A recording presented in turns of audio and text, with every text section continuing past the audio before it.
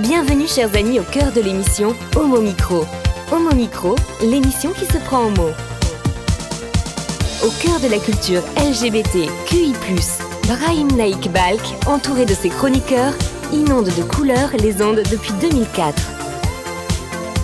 L'aventure continue avec cette nouvelle émission qui commence maintenant.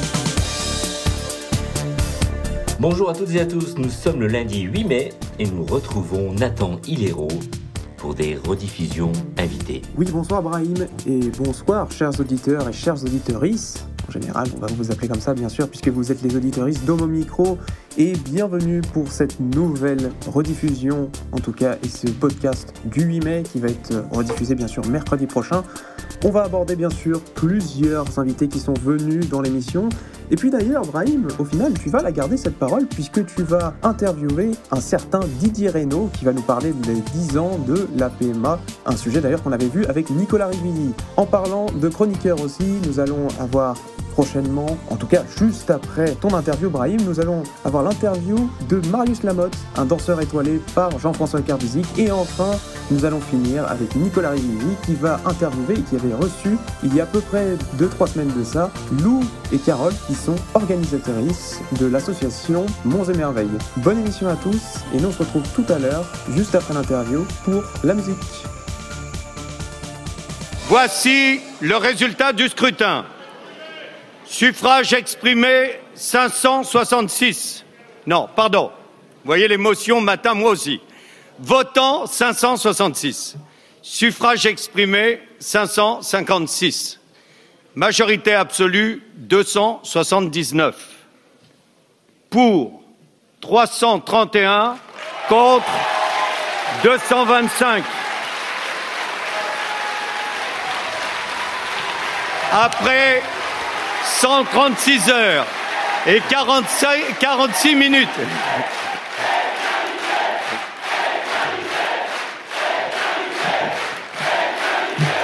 S'il vous plaît.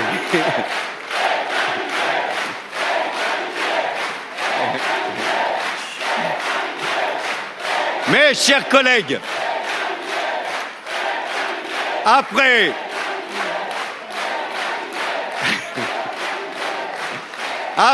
136 heures et 46 minutes de débat, l'Assemblée nationale a adopté le projet de loi ouvrant le mariage aux couples de personnes de même sexe.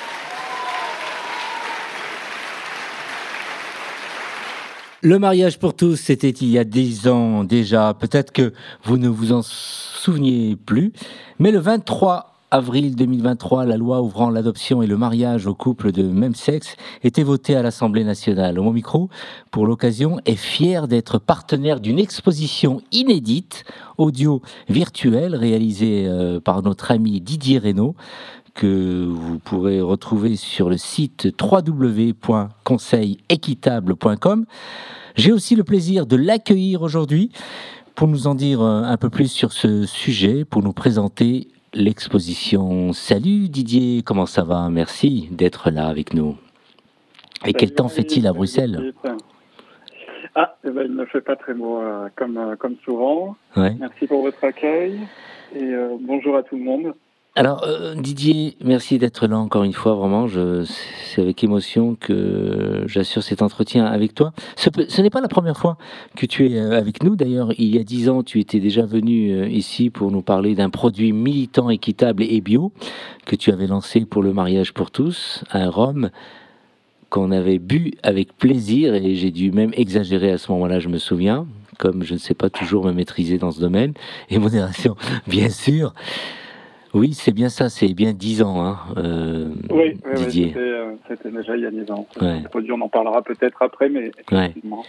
Et tu ne fais pas que cela, puisqu'il y a 10 ans, tu avais donc profité pour être présent armé de ton appareil photo à toutes les manifestations pour le mariage pour tous.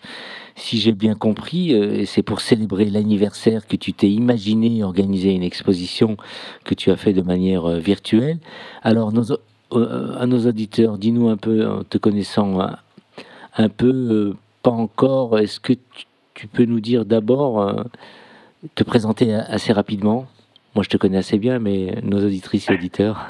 Oui, bien sûr. En quelques mots, je m'appelle Didier Reynaud, j'ai 35 ans. Il y a 10 ans, donc j'en avais 25. Le temps passe décidément trop vite. Je suis français, stéphanois d'origine, une région que tu connais bien, n'est-ce Oui. pas ? Et je suis domicilié à Bruxelles, où je gère ma petite structure dénommée Conseil Équitable, une agence multi-activités œuvrant dans la transition sociale et écologique, ainsi que pour les droits humains. Et je suis aussi passionné par la photographie, l'écriture, Ouais. et j'aime m'engager pour de multiples causes. Et donc depuis hier, on peut découvrir donc cette exposition audio-virtuelle qui nous replonge dans l'époque du mariage pour tous. Comment t'es venue l'idée et peux-tu nous présenter cette exposition à nos auditrices et auditeurs, Didier ? Bien sûr, avec plaisir. Alors sur www.conseil-équitable.com, vous pourrez retrouver mon exposition en photo intitulée Mémoire de lutte, l'ouverture du mariage et de l'adoption aux couples de même sexe. Une exposition que j'ai créée en ligne sur mon temps libre afin de témoigner de ce que nous avons ressenti à cette époque. J'avais ce besoin de transmettre et de faire vivre mes archives. Alors l'idée m'est venue parce que ça faisait quelques mois en fait que je réfléchissais à faire de nouveau quelque chose pour le mariage pour tous, puisque tu l'as signalé tout à l'heure. Il y a 10 ans, j'avais lancé un produit militant pour le mariage pour tous qui s'appelle donc le Rhum Oui à l'égalité, en collaboration avec Équitable, avec l'artiste du Gudus et le KNIF. Donc c'est un produit bio et équitable. Et je voulais refaire un produit initialement, le projet un peu tombé à l'eau. Et puis je me suis dit que je pourrais proposer quelques photos à des amis, des photos que j'avais prises. Et puis voilà, un soir justement, en revenant de chez un ami, il y a un mois à peine, je me suis dit que ce serait vraiment bien en fait que des galeries en ligne virtuelles existent. Et j'ai trouvé immédiatement une plateforme qui proposait ça gratuitement, très facile d'accès, y compris pour le faire. Et du coup, je me suis lancé un peu à corps perdu.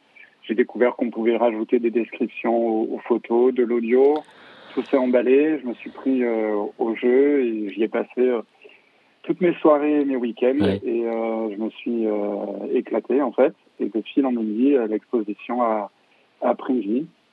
Alors vous pourrez découvrir 30 photos environ et autant d'audio et de surprises. Et tout ça donc dans un univers 3D exceptionnel, une sorte de loft assez magnifique qu'on rêverait tous d'habiter, tous et toutes d'habiter. Et puis vous pourrez vous y déplacer librement, seul, en famille, avec vos proches, vos amis, vos collègues. Et ce, 24 heures sur 24 et depuis chez vous. Alors nous sommes partenaires et nous en sommes vraiment très très fiers, au même titre que de nombreuses autres organisations. Peut-être qu'on peut les citer, Didier ? Oui, bien sûr. Alors tout d'abord, et merci encore pour ce partenariat. Vous êtes les premiers, ça me touche énormément.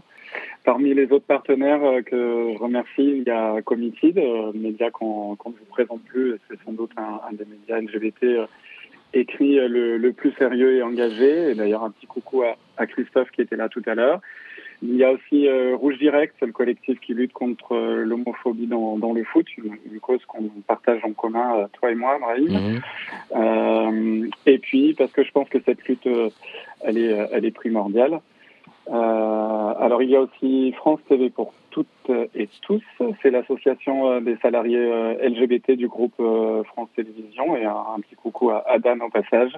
Et il y a bien sûr la discothèque coopérative Le Tango à Paris.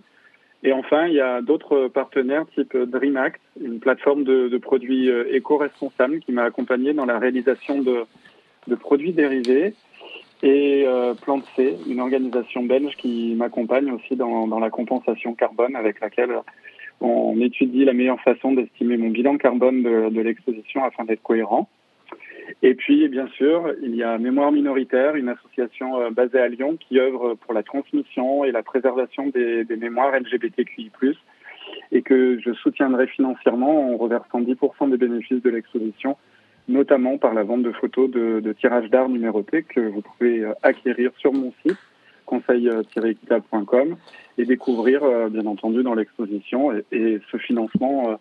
il servira particulièrement à leur projet qui s'appelle Big Tata, un nom que j'aime beaucoup. C'est un projet numérique très innovant qui est au service de la mémoire LGBTQI+, donc il y a une forte cohérence.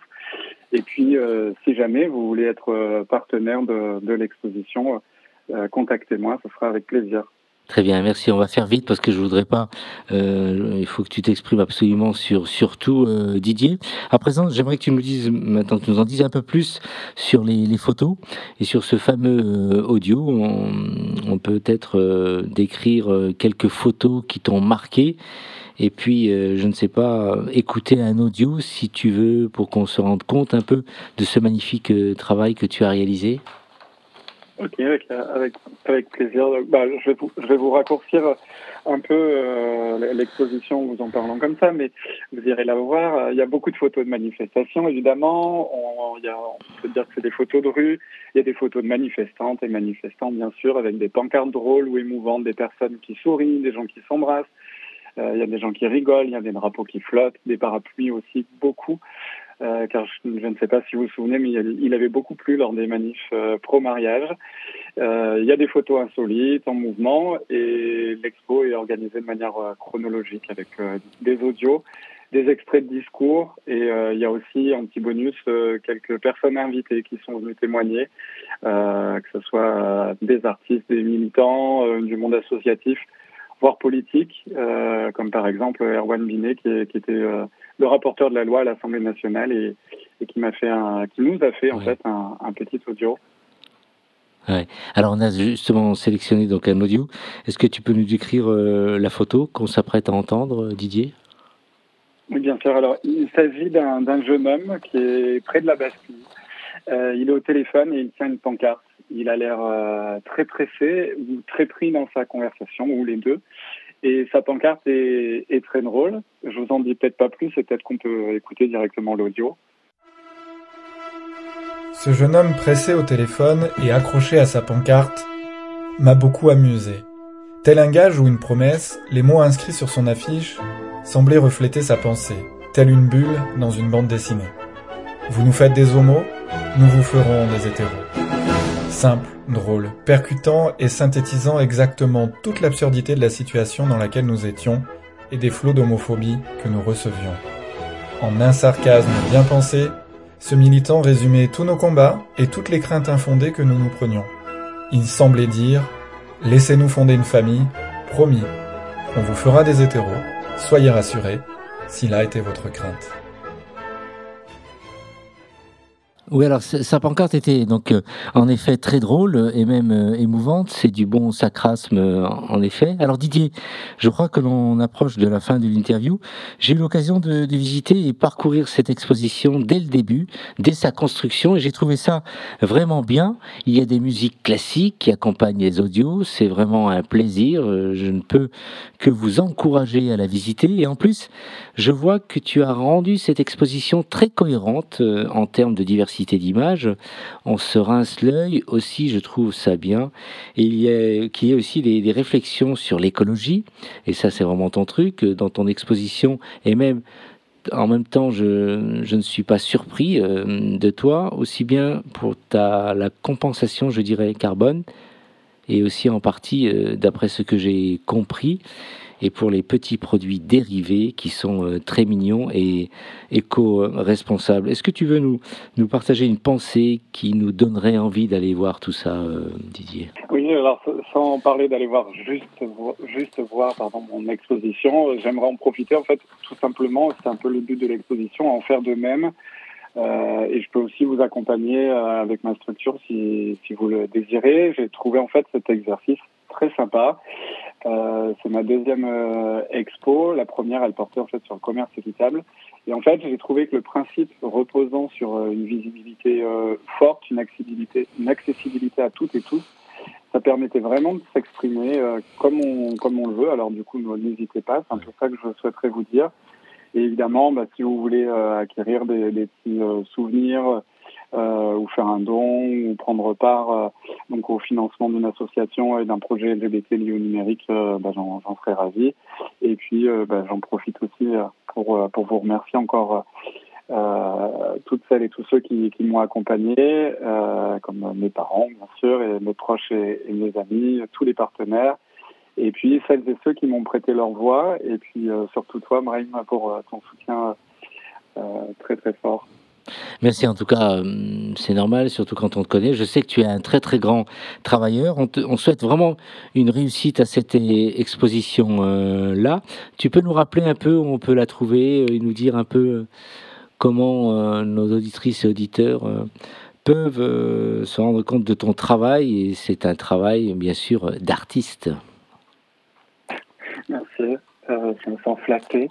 Alors on pourra la retrouver sur conseil-équitable.com, donc www.conseil-équitable.com. Et puis voilà, merci encore une fois pour votre accueil. Alors juste une précision, vous pouvez la voir via une application qui s'appelle Art Steps aussi, une application pour mobile ou iPad. Mais je vous encourage quand même vivement à la regarder directement en ligne sur un ordinateur, parce qu'en fait, j'ai oublié de le préciser, mais avec les audios, il faut 50 minutes pour si on veut écouter toute la version commentée de l'exposition. Donc, il faut vraiment être dans des conditions confortables. Voilà. Du coup, merci vraiment. Merci vraiment, Didier. Merci pour ton intervention. Longue vie à ton exposition. Hein, merci beaucoup. Et à très bientôt dans mon micro. Merci, à très vite et bonne expo. Merci Brahim. Bonne expo. Merci à toutes et à tous. Au revoir, merci. Au revoir. Vous écoutez Homo Micro, une émission de et avec Brahim Naik Balk. La musique que nous allons écouter maintenant provient d'une artiste qui est très connue, mais je pense que vous ne la connaissez pas si je dis Eunice Kathleen Wayman. Par contre, si je vous dis le nom de Nina Simone, je pense que là vous allez reconnaître qui est cette personne, et en tout cas cette magnifique personne. Elle était forcément une très grande chanteuse, une très grande écrivaine, et aussi une très grande pianiste, mais surtout, et c'est là où du moins on la connaît moins, elle a été aussi une très grande activiste durant la période des Civil Rights aux États-Unis. Elle a quand même été extrêmement douée, puisqu'elle a enrôlé, et du moins elle a été aussi acceptée dans la Juilliard School of Music à New York, qui est une des écoles de musique les plus prestigieuses qui existent dans le monde. Durant ce temps, en tout cas, elle s'est fait connaître avec une chanson qui s'appelle I Love You Porgy, qui a lancé sa carrière, et suite à ça, elle a ensuite fait une sacrée carrière, puisqu'elle a recordé beaucoup plus d'albums qu'on le croit, à peu près, on pense, une vingtaine d'albums, dont au moins 5 ont été nominés pour un Grammy. Et en tout cas, aujourd'hui, je voudrais revenir sur l'album I Put a Spell on You, qui a été enregistré en 1965. Il faut savoir que sur cet album, il y a bien sûr la chanson, une des plus connues d'entre elles, qui s'appelle du coup Feeling Good, qu'on connaît tous aujourd'hui. Une grande chanson aussi qui a fait sa carrière, qui s'appelle My Baby Just Cares For Me, qui a littéralement été mise en valeur dans une pub du Chanel numéro 5 en 1986. Et enfin, on va s'attarder sur cette magnifique chanson qui a été reprise aussi il n'y a pas très longtemps dans une pub pour Louis Vuitton, pour un parfum qui s'appelle Spell on You. Il s'agit bien sûr de la chanson I Put a Spell on You. On écoute ça tout de suite.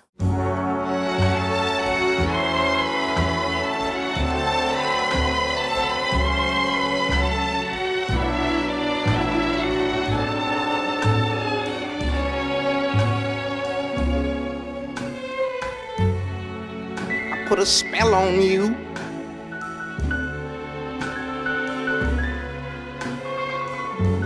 Cause you're mine.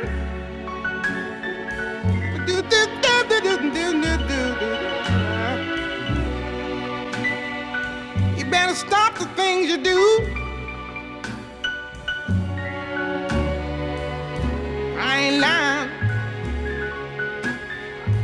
No, I ain't lying. You know I can't stand it. You're running around. You know better, Daddy. I can't stand it 'cause you put me down. Yeah, yeah. I put a spell on you. Because you're mine. You're mine.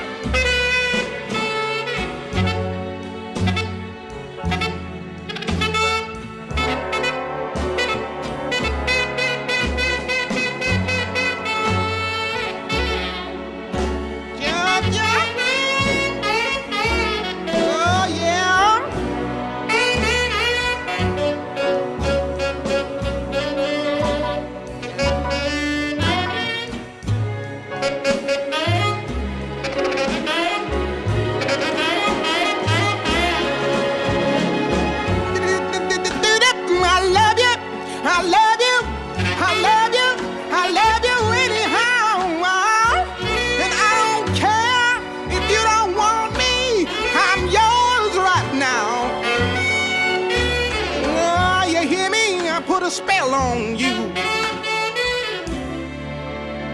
Because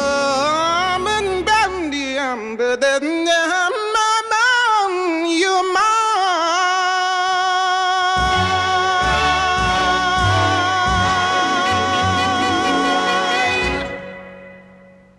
Homo Micro, l'invité du jour. Et nous enchaînons avec notre deuxième invité, Marius Lamotte, danseur avec Jean-François Kervizy. Et oui, nous avons le grand privilège aujourd'hui, ce soir, pour Homo Micro, de recevoir Marius Lamotte, qui est un excellent danseur, qui a un parcours assez formidable et en même temps atypique. C'est ça aussi qui fait sa singularité. Donc rebonjour Marius, rebonsoir. Bonsoir. Alors moi je connais un peu ton parcours, parce que je dois à la vérité nous dire qu'on se connaît quand même pas mal. Et je voulais que tu nous résumes un petit peu la façon dont tu as fonctionné, ce que tu as fait au tout début pour devenir le danseur que tu es.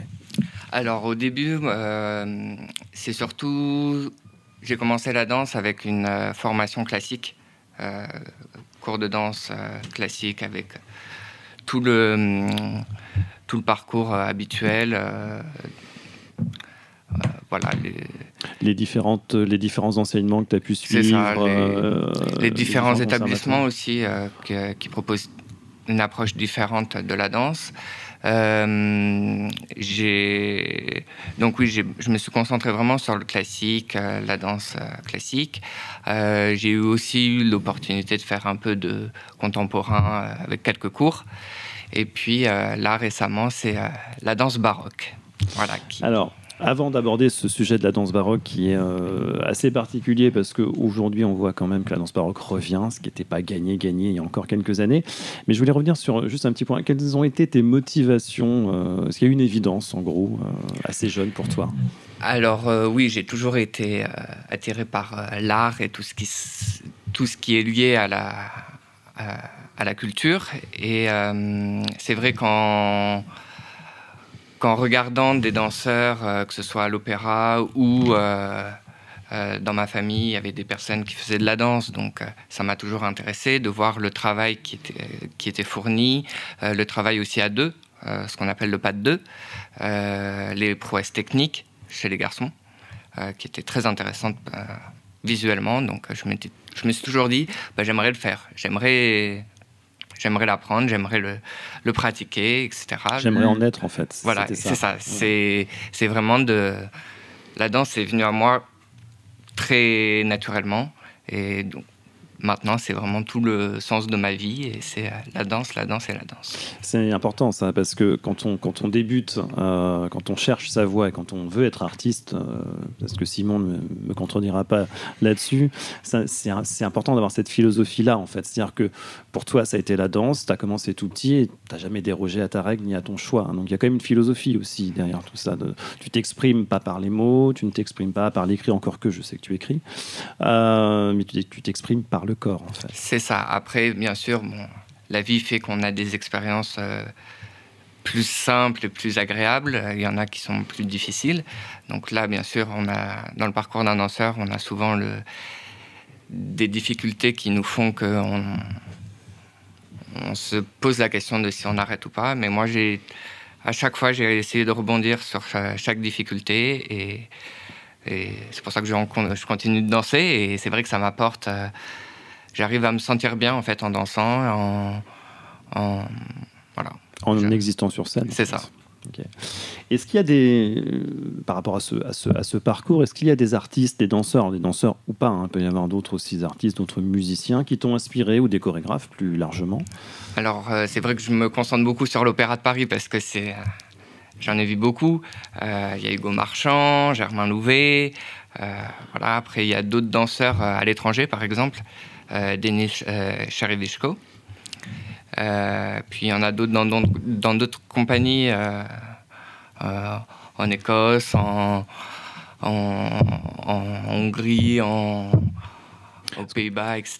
Donc, parce qu'il y a plusieurs générations de danseurs. C'est-à-dire qu'il y a ceux qui sont devenus des références avec le temps. Je pense à Nouriev, dont j'avais déjà parlé ici, ou Mikhail Baryshnikov. Ou plus proche, on a Jérémy Bellingar, on a tous ces artistes-là qui étaient à l'opéra. Mais effectivement, toi, tu as une identification avec les danseurs d'aujourd'hui. Donc, effectivement, Germain Louvet, Hugo Marchand, Stéphane Bullion, qui ont un petit peu la même expression, la même façon de mouvoir leur corps que toi. C'est quasi de la même génération, quoi. C'est sûr, et puis le fait de pouvoir les voir danser, je peux m'identifier à eux, je peux trouver de l'inspiration, je peux savoir quoi prendre dans leur danse qui m'intéresse. Et alors que j'ai que quelques images d'un Nouriev, donc c'est plus compliqué de s'identifier à quelqu'un d'il y a longtemps, enfin qui a dansé il y a longtemps aujourd'hui et dont il ne reste que les témoignages. C'est ça, et puis maintenant c'est plus facile aussi de les rencontrer. Bah oui, parce que les danseurs de l'époque. Donc c'est toujours très inspirant, très... Voilà. Je pense que la rencontre avec Germain Louvet qu'on avait faite ensemble, t'as pas mal marqué. Ouais. Donc justement, à partir de ce parcours classique, on va en venir à ce que tu fais aujourd'hui, à savoir la danse baroque. Mais pour ça, il faudrait quand même peut-être préciser ce qu'est réellement la danse baroque. Je ne suis pas sûr qu'on sache encore à quoi correspond la danse baroque en France. Donc je te laisse expliquer ça, parce que tu fais ça bien mieux que moi. La danse baroque, c'est ce qui... c'est ce qu'il y avait avant la danse classique. Donc c'est la danse qui était dansée à la cour à l'époque de Louis XIV et de Louis XV. Et c'est une danse qui était très codifiée, où l'on notait tous les trajets, tous les pas, toutes les formes géométriques. Et donc, on a tout un répertoire dans la danse baroque grâce à ces écrits. Et ce sont donc beaucoup de danse en groupe, souvent, parce que c'était à la cour, il fallait danser avec... Il y avait un cahier des charges assez construit, en fait. C'est-à-dire qu'il y avait tout un schéma, c'était codifié, il y avait une écriture qui n'était pas une écriture telle qu'on la connaît aujourd'hui, mais qui était faite par des codes, tu m'arrêtes si je me trompe, et qui devait, principe vraiment important, plaire au roi et à la reine, bien sûr. Et puis le roi dansait aussi. Voilà. C'était un roi qui aimait la danse, qui aimait la culture, etc. Donc il fallait surtout pas le dépasser non plus. Important. Voilà. Fallait pas être meilleur que lui. Non, c'est lui qui a mis les arts de la scène en avant dans ce pays. Voilà. On lui doit quand même ces petites choses-là. C'est avant Jack Lang, ça. Oui, mais lui, c'est l'art de la scène S-E-I-N-E. C'est encore autre chose aujourd'hui. Pourvu qu'il nous écoute pas, mon Dieu. Tu as dans ton parcours donc de danseur baroque, tu viens de terminer une série de représentations en parlant de Jack Lang à Versailles.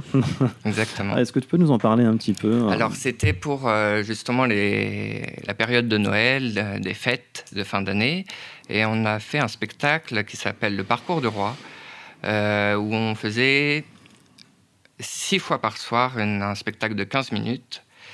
Et le spectacle en lui-même s'appelait L'Arlequin Royal. Et donc, on interprétait un Polichinelle, un frère du roi, le roi ou Arlequin. Et donc, selon les soirs, je tournais, je faisais tous les rôles. Donc, c'était très intéressant. Parce qu'en plus, dans ce genre de danse, en fait, dans ce genre d'opéra, les danseurs et les acteurs aussi, parce qu'il y avait une forme de commedia dell'arte derrière. C'est exactement aussi, tout ça. Faisait tous les rôles. Donc c'était important de savoir tout faire, quasiment, d'être prêt à monter sur scène en prenant tous les personnages possibles. C'était assez sensationnel. Et tu as aussi fait quelque chose, me semble-t-il, avec un grand personnage que tout le monde connaît peut-être. Il s'appelle William Christie. C'est le créateur, parce qu'il est toujours de ce monde, des arts florissants. C'est ça, c'est... En mars 2022, j'ai été appelé par un chorégraphe baroque pour participer au spectacle Molière et ses musiques pour les 400 ans de la naissance de Molière. Et donc, on a fait une tournée en France et à l'étranger pour célébrer Molière. Et donc, on a fait... l'Opéra Royal de Versailles, la Philharmonie du Luxembourg, le festival attiré chez William Christie. On a fait aussi la Philharmonie donc, du Luxembourg, le Mégaron, une grande salle à Athènes, et on a fini ce spectacle à la Philharmonie de Paris. Voilà. Une très très belle tournée donc, pour un spectacle assez extraordinaire. Oui, c'est ça. C'est à Porte de Pantin, c'est voilà. Ça. Non, c'est un homme de scène. Donc William Christie. Tu l'as vu ? Alors, moi j'ai vu des vidéos parce que j'ai pas eu le temps malheureusement de le voir danser, mais pas sur ce projet-là, mais j'ai vu des vidéos qu'il m'a envoyées et qui sont vraiment sublimes. Tu as des petits projets sur le feu, comme on dit ? Principalement, c'est partir à l'étranger pour rentrer dans des compagnies, surtout dans les pays du Nord, Norvège, Suède, Danemark, même Écosse, et puis aller voir aussi ailleurs, apprendre d'autres cultures, d'autres styles de danse. Pourquoi absolument partir alors qu'il y a plein de choses qui se passent aussi à Paris Oui, mais je pense que ma place, elle est ailleurs. Ah oui. Voilà. Je pense qu'en France, j'ai un peu fait le tour. Déjà. Oui, je suis jeune, mais bon. Mais dans ce qui est apporté en danse, et je pense qu'il y a beaucoup de choses que je peux apprendre à l'étranger. Et à revenir après en France sans problème. En France, il n'y a pas de roi. Non, déjà. Il n'y en a plus. Il n'y en a plus. Enfin, en tous les cas, de légitime, je sais pas. Oui. Et pour terminer, je voulais parler de deux choses. La toute première, c'est, alors je vais dire comme tout danseur, mais bon, c'est peut-être un petit peu galvaudé. Tu prêtes ton corps en faisant du mannequinat. Quand je dis prête ton corps, j'entends parler en photo, on est bien d'accord. Il le vend. Il le vend, mais oui, mais c'est ça. Non, parce que prêter, je trouve ça joli comme mot. Donc je pense que c'est quelque chose d'intéressant, mais ça rejoint quelque chose d'important pour un artiste de scène, c'est la narcissisation. Alors c'est pas quand je dis narcissisation, on n'est pas dans l'autocentrage du tout, c'est encore autre chose. En psychologie, c'est un phénomène qui est très utile pour les artistes quand il y a une espèce d'incertitude ou un doute quand on se présente sur scène. Et donc ce phénomène-là de faire des photos de mode ou autre permet d'avoir cette narcissisation, c'est très important dans le parcours d'un homme de scène. C'est vrai que dans ce que je fais, c'est aussi beaucoup de photos artistiques. Et c'était une approche pour moi, c'était une nouvelle approche pour apprendre à connaître mon corps, à savoir comment montrer mon corps aux spectateurs. Et donc ça a été un peu...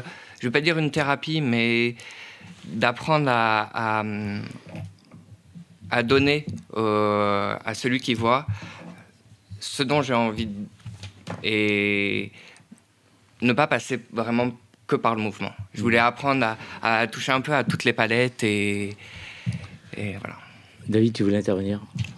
Juste une dernière question, de façon peut-être très caricaturale, un peu cliché, mais on dit que le milieu de la danse c'est un milieu plutôt LGBT-friendly. Est-ce que c'est vrai ? Est-ce que tu as eu du mal à circuler dedans ? Ou est-ce qu'au contraire tu t'y sentis vite à l'aise ? Alors, c'est vrai que il y a beaucoup de...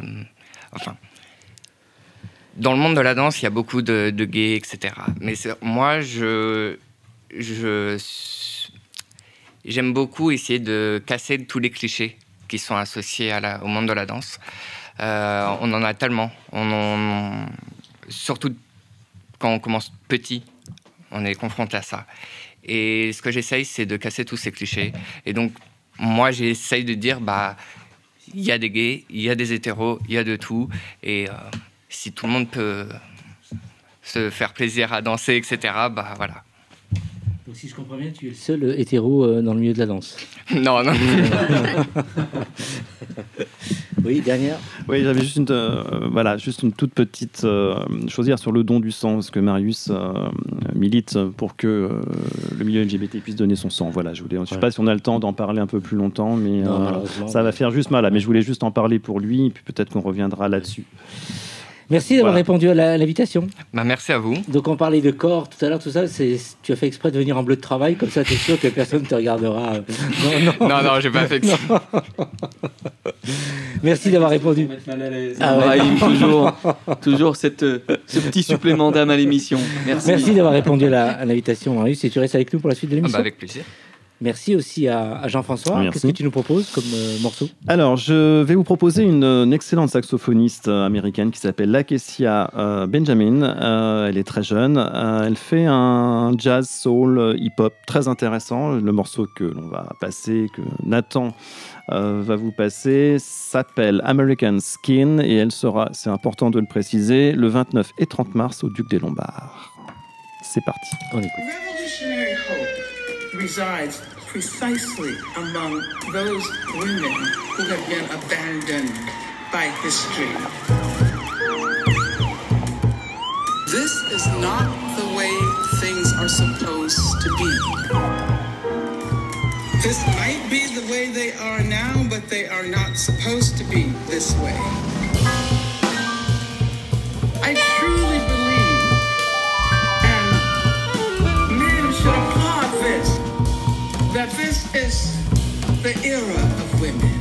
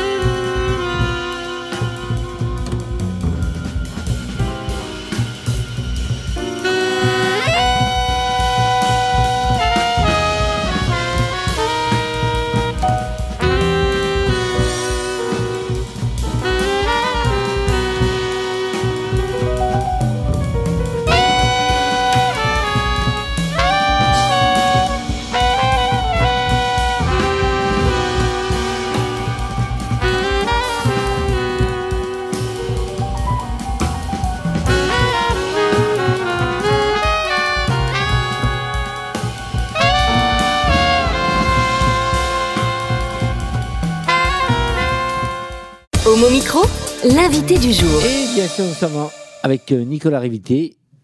Nicolas Rividi qui a deux invités. Qui a fait deux invités. Contraction.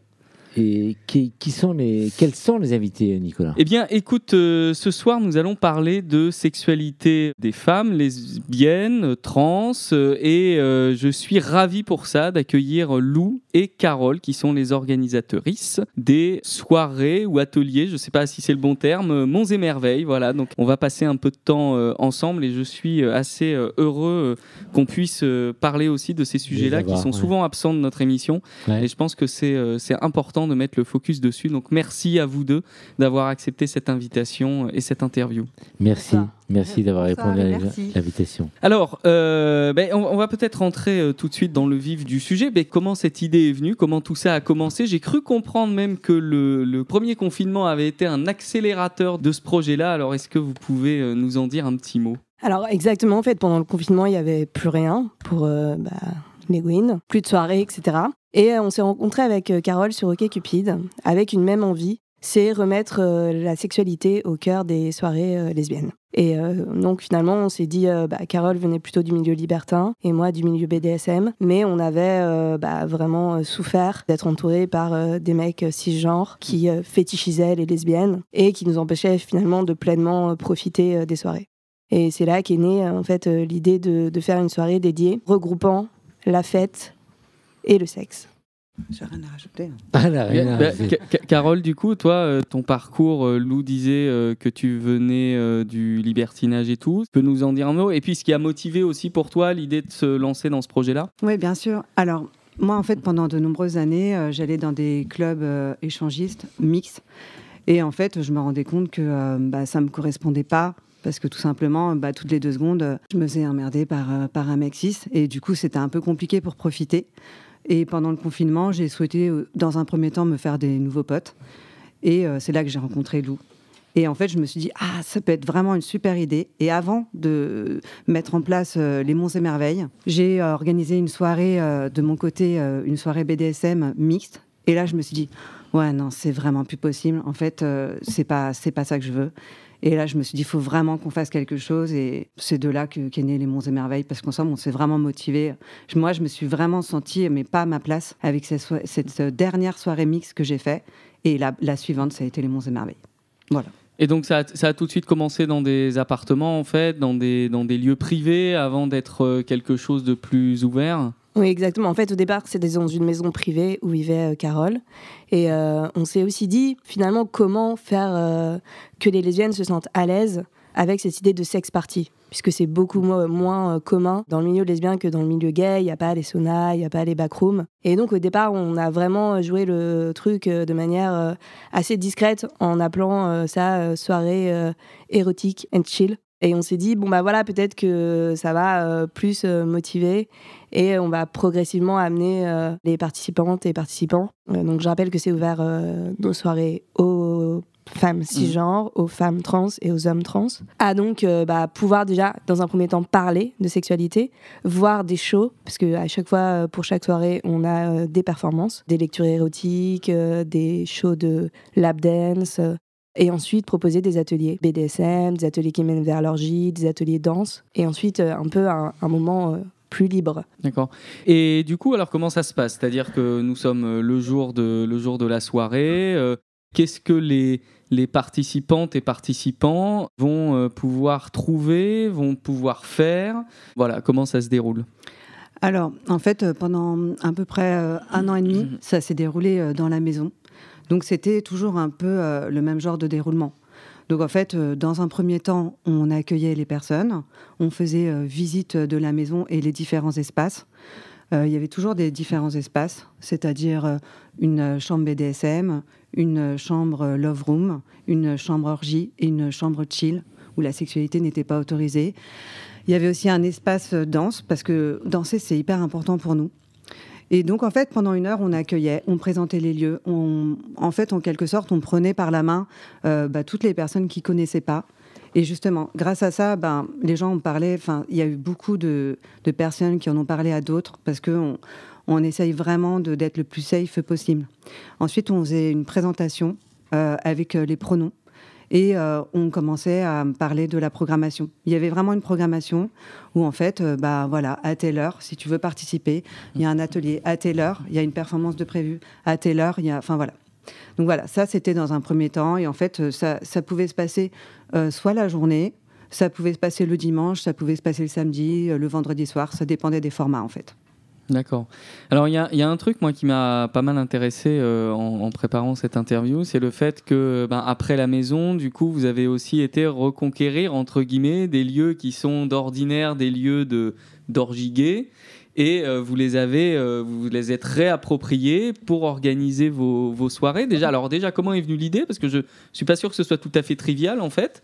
Et puis, quelle a été aussi la réaction des propriétaires ou des gestionnaires de ces établissements qui, j'imagine, ont pas l'habitude d'avoir ce genre de requêtes? Alors oui, en fait, on a fait 10 éditions vraiment dans cette maison. Et en fait, elle a été vendue. Donc, on a été obligés, en quelque sorte, de se renouveler. Dans la maison, on a accueilli entre 40 et 50 personnes. Et tout d'un coup, on a été finalement projetés dans le milieu de la nuit et dans le milieu du sexe. Et on a commencé à demander à différentes organisations, comme la Squat, la Monarque, à démarcher les saunas, pour voir si finalement les lieux gays acceptaient de privatiser l'ensemble du lieu pour nous, en mixité gouine et trans. Et ça n'a pas été si évident que ça.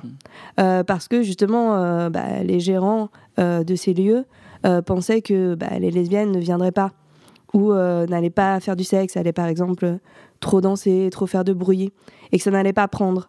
Et on avait beau leur expliquer que nous, on avait un concept innovant qui faisait que justement, on amenait lentement mais sûrement les personnes vers la sexualité. Ils ne nous croyaient pas vraiment. Et donc, on a fait des tests.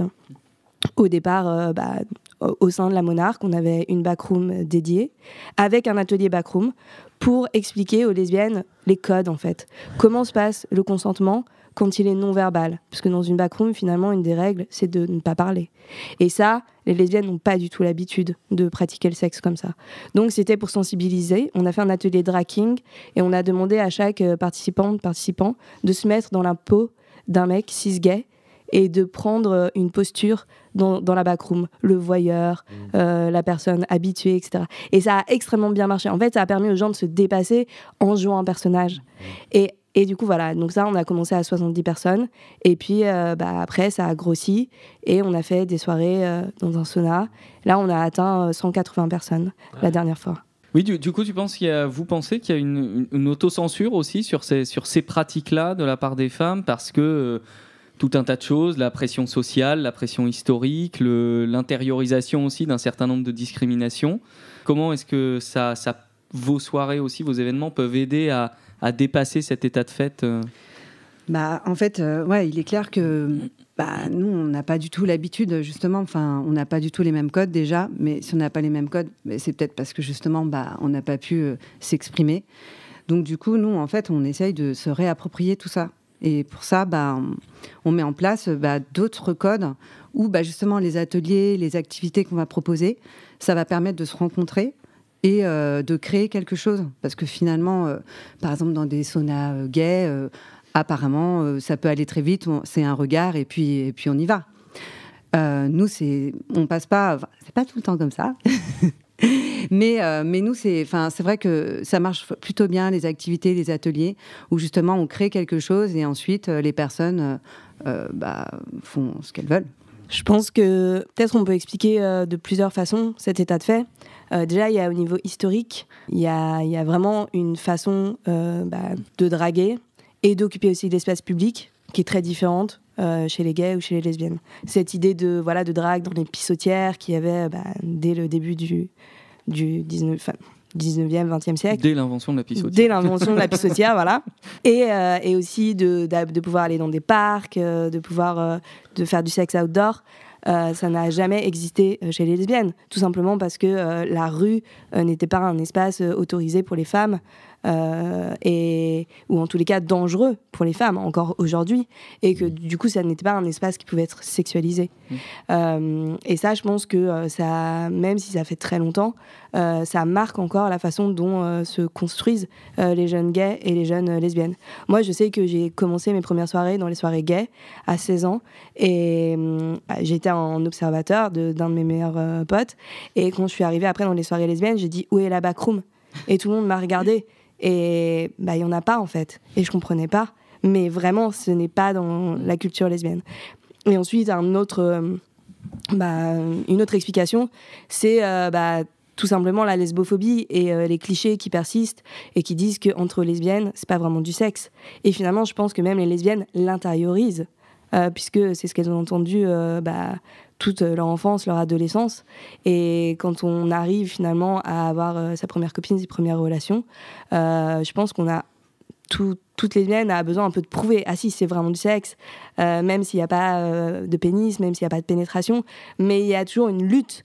Et donc cette lutte, elle l'aide pas finalement à se sentir à l'aise et à explorer d'autres pratiques. Voilà. Mais du coup, c'est intéressant ce point sur la sexualité, parce qu'en gros, c'est qu'est-ce que la sexualité ? Parce que de ce que je comprends de la description des ateliers, en fait, vous embrassez un très large panel d'actions, d'attitudes, de postures, d'actes qui sont sexualisés, qui sont des actes sexuels, mais qui sont à 100 000 bornes de l'imaginaire, de ce qu'il y a dans l'imaginaire collectif, finalement très hétéronormé et tout, donc...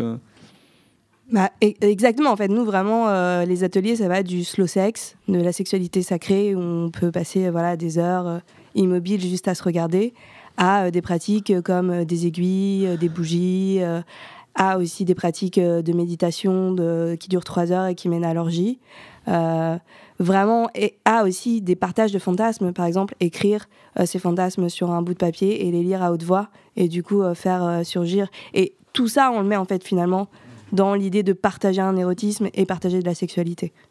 Et c'est aussi une émancipation, j'imagine. C'est-à-dire que ça contribue à se réapproprier des espaces dans lesquels on est de fait interdite. Oui, rien que le fait d'en parler, des fois, même dans des soirées, il y a quelqu'un qui va dire ah bah tiens, et si je proposais un atelier masturbation, mais vraiment de manière très spontanée.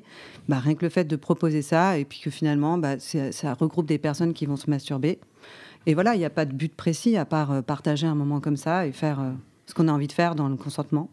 C'est éducatif aussi, j'imagine, puisque on parle pas de ça ni au lycée, alors encore moins au collège et tout. Et après, dans la vie d'adulte, c'est vrai que les références sont... Alors déjà, pour les gays, c'est pas forcément facile. C'est la seule comparaison que je ferai avec les gays pendant cette interview.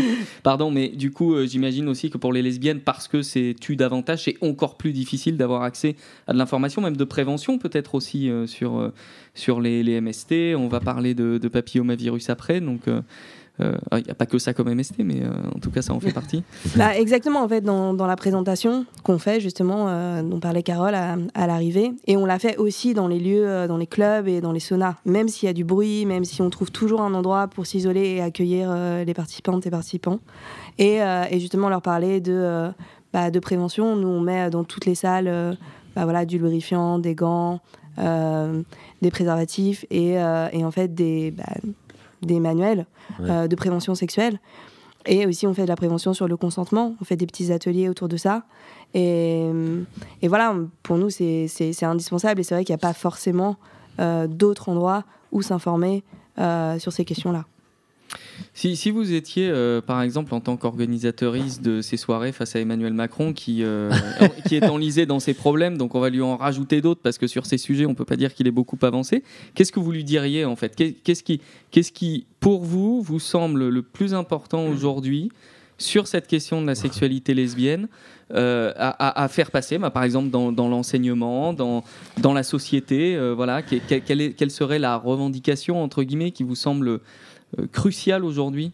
Je pense que l'éducation à la sexualité dès le collège, ça semble indispensable, et il y en a encore peu qui le font, c'est pas obligatoire, ou alors c'est pas tout à fait fait, et en plus c'est souvent teinté finalement si ce n'est d'homophobie, au moins d'hétéronormativité, qui fait qu'en fait quand on suit ces cours-là, il n'y a pas du tout de place pour la sexualité gay ou lesbienne.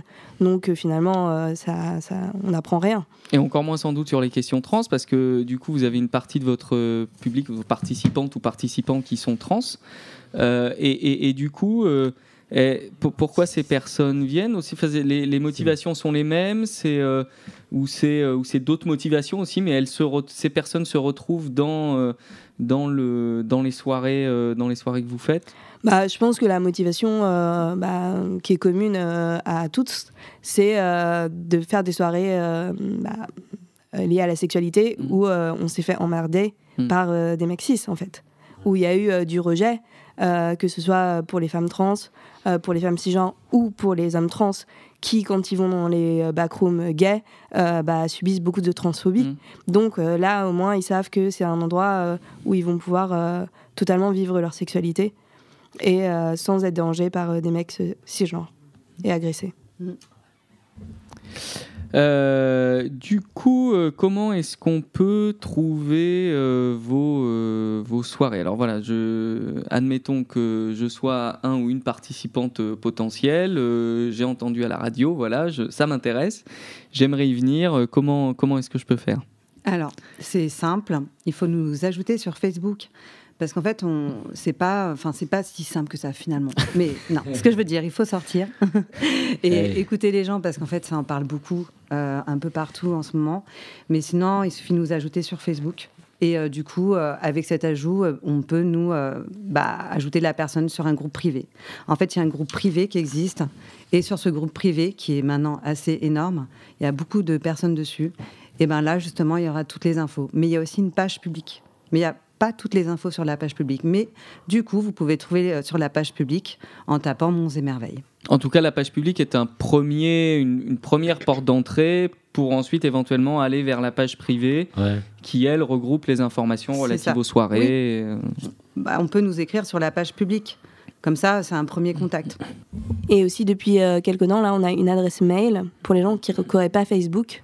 Donc peut-être on pourra la mettre en lien en dessous du podcast, qui est Monts et Merveilles moi avec un S, tout attaché, 22 @gmail.com. Et donc là, si on nous contacte là-dessus, on va pouvoir détailler tout le processus pour entrer sur le groupe privé, qui regroupe donc là 700 membres.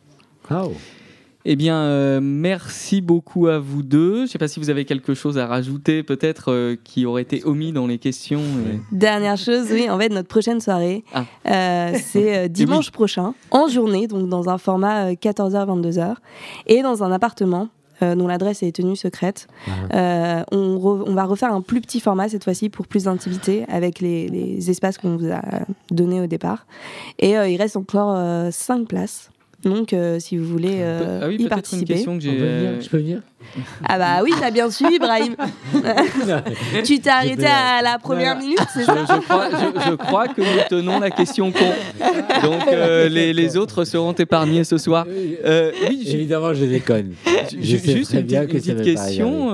C'est financé comment? C'est autofinancé? C'est les participants et participantes qui contribuent aux frais qui sont occasionnés par la soirée, parce que j'imagine que tout ça n'est pas gratuit à organiser. La maison, c'était à prix libre. D'accord. Et maintenant qu'on collabore avec des lieux, en fait, on doit se... C'est la politique tarifaire des lieux. C'est la politique tarifaire des lieux, voilà. Et exactement. Et qui nous reverse depuis peu un pourcentage sur le chiffre d'affaires qui nous permet d'acheter en fait, le matériel de prévention sexuelle et les instruments de sexe, de BDSM. Voilà. Okay. Bon, naturellement, je ne peux pas venir, effectivement. Notre invité, elle a peut-être une petite question à poser. J'ai une question, on a parlé des clubs échangistes au tout début. Oui. Est-ce que les gens viennent en couple ou plutôt seuls? Moi, j'ai juste fait 2 clubs échangistes. Donc, mais c'est juste non, mais c'était savoir si pour les soirées, chez vous, oui. Ah non, mais alors il y a de tout. Il y a beaucoup de personnes qui viennent seules et justement qui sont vraiment rassurées parce que. Puis après, il y a aussi, elles viennent seules, mais elles retrouvent aussi des têtes parce que finalement, la communauté, elle est quand même pas si énorme que ça. Mais vraiment, il y a plein de gens qui viennent seuls. Hein. Enfin, c'est plus, ou avec des potes aussi. Comme quoi, le public n'est pas le même et il y avait des demandes qui étaient authentiquement différentes. Ouais, non, c'est clair. Ouais. Jean-François. Je trouve ça super, il faut quand même le dire. Et puis il y a un côté SAD, marqué de SAD dans cette philosophie-là, je trouve ça très beau. En même temps, il y a une grande poésie dans ce que j'entends.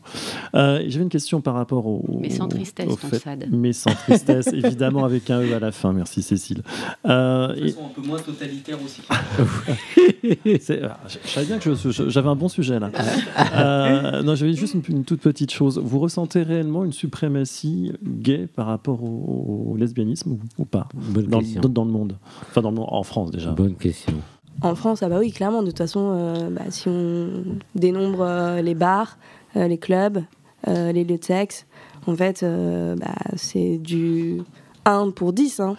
Et très rapidement. Le ratio. Pourquoi? Parce qu'on en parle assez régulièrement. Moi, je connais des gens qui me disent mais on n'a pas de bar, des lesbiennes qui n'en a pas de bar, on n'a pas tellement d'endroits où aller. Il y a une raison vraiment précise où c'est que... Je pense que de toute façon, le sexisme agit dans toute la société et dans le milieu LGBT aussi. Donc il y a une prédominance en fait des gays. Mais il y a aussi cette histoire, finalement, j'y reviens, de façon et de code pour draguer. Et que finalement, les lesbiennes n'ont pas eu la possibilité de draguer dans les bars ou d'investir l'espace public. Les femmes en général. Mais du coup, ça se retrouve dans la sociabilisation. Ouais. Bonne question. Merci. Vous restez avec nous pour la suite de l'émission? Bien sûr.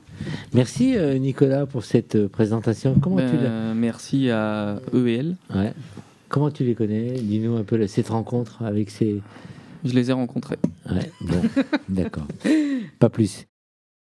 Merci à tous d'avoir écouté cette émission. J'espère que vous avez apprécié cette magnifique émission. Et quant à nous, on se retrouve déjà pour le podcast sur toutes les plateformes mercredi.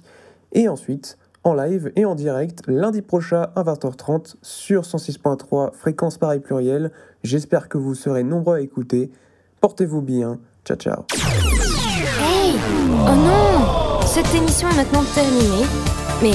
un conseil, retrouvez l'ensemble des podcasts d'Homo Micro, l'émission qui se prend au mot, sur toutes les bonnes plateformes de streaming.